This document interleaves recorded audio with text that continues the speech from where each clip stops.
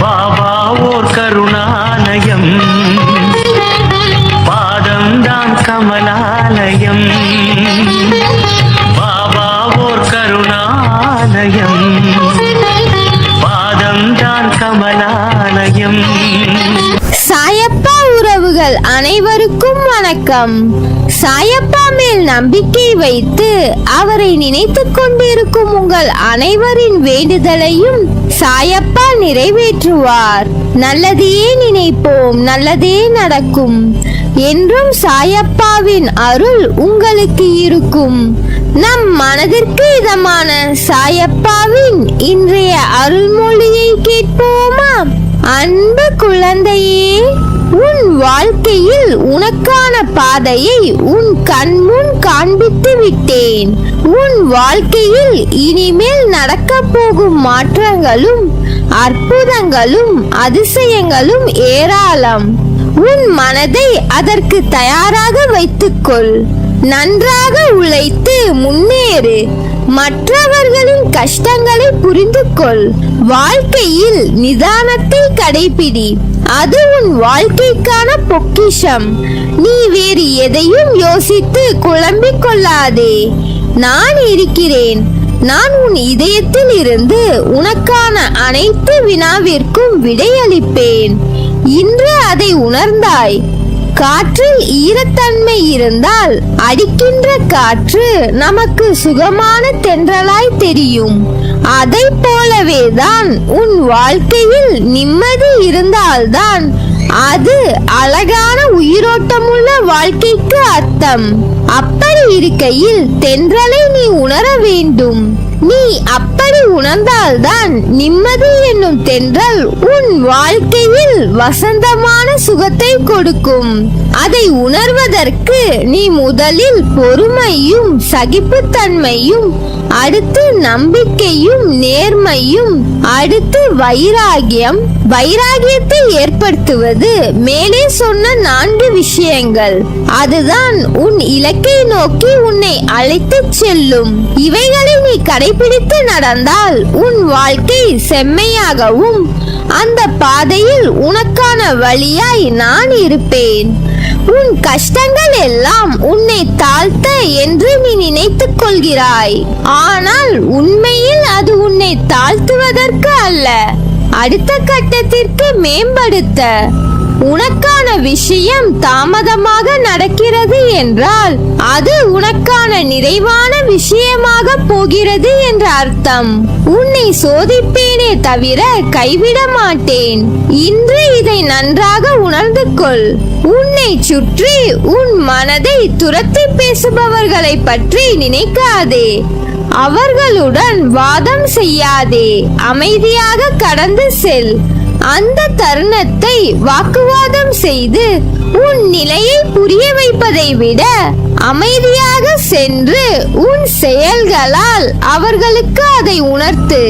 என்றைக்கும் சொல்லும் சொல்லில் கவனம் தேவை. அதை உன்னுடைய ஒவ்வொரு செயலிலும் யோசித்து செயல்படு. உனக்கான அழகிய வாழ்க்கை காத்து கொண்டிருக்கிறது. அந்த வாழ்க்கை எல்லா ரணங்களுக்கும் மருந்தாய் அமைய போகிறது. இன்னும் மாற்றங்கள் பல இருக்கிறது அரங்கேற. அந்த அழகிய நாட்களை எதிர்நோக்கி காத்து கொண்டிரு. உன் வாழ்க்கையில் நீ சிந்திய அத்தனை கண்ணீருக்கும் நான் கொடுக்கும் சீதனம். உனக்கு ஒரு விஷயத்தை சொல்கிறேன், கேள்.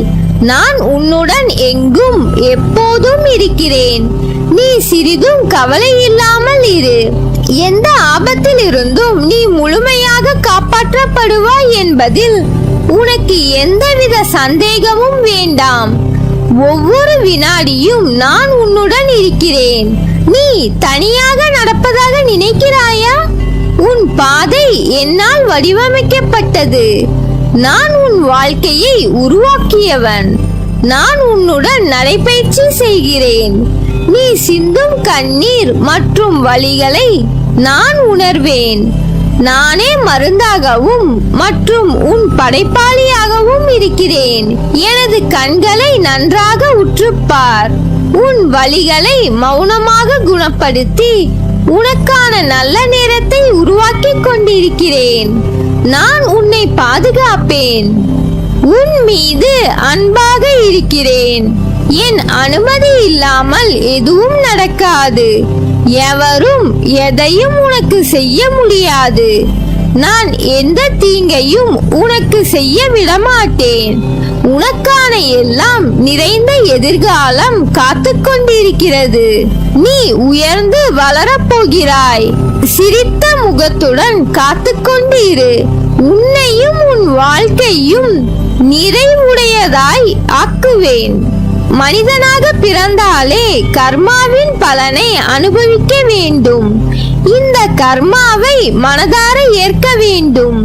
நீ செய்த கர்மா உன் மூலமாக நிவர்த்தி செய்ய வேண்டும்.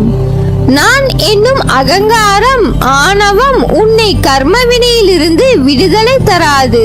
நீ செய்கின்ற ஒவ்வொரு செயலையும் உன்னிப்பாக கவனிக்க வேண்டும். அதில் யார் மனமும் பாதிக்கப்படாமல் நல்லோர் இதயங்களில் பதிவு செய்ய வேண்டும்.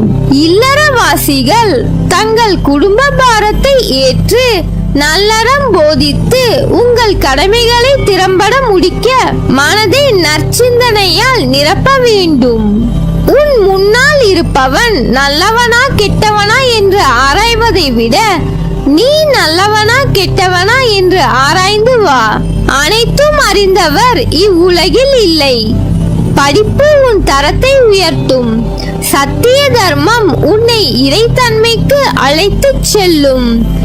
இறைவனை தேடி அலையாதே. இருக்கும் இடத்திலேயே அறிய முயற்சி செய். வாழும் வரை நீ எடுக்கும் முடிவே நிரந்தரம். அதில் சத்தியம் ஒளிரட்டும். இதுவே இறை நாட்டம்.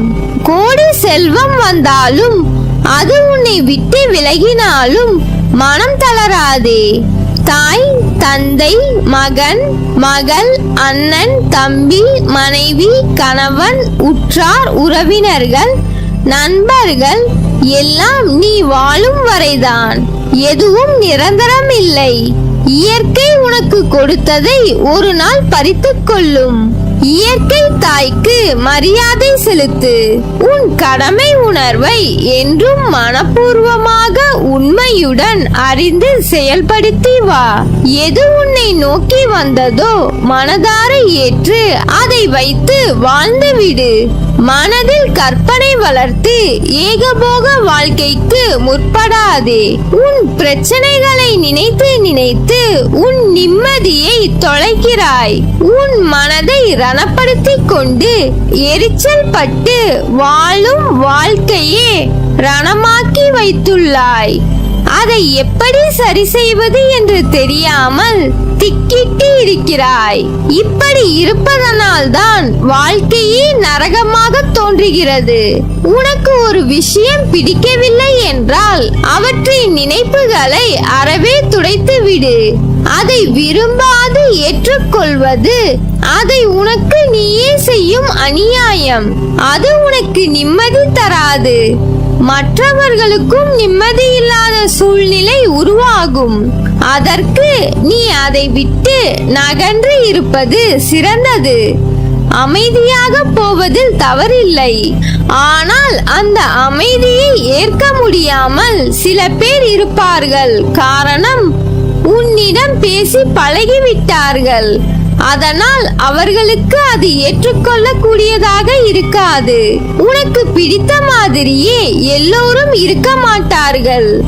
அவர்கள் செய்யும் சில விஷயங்கள் உனக்கு வருத்தத்தை ஏற்படுத்தியது என்றால் அதனை சொல்லி சண்டை போடாமல் அமைதியாக விலகுவது நல்லது.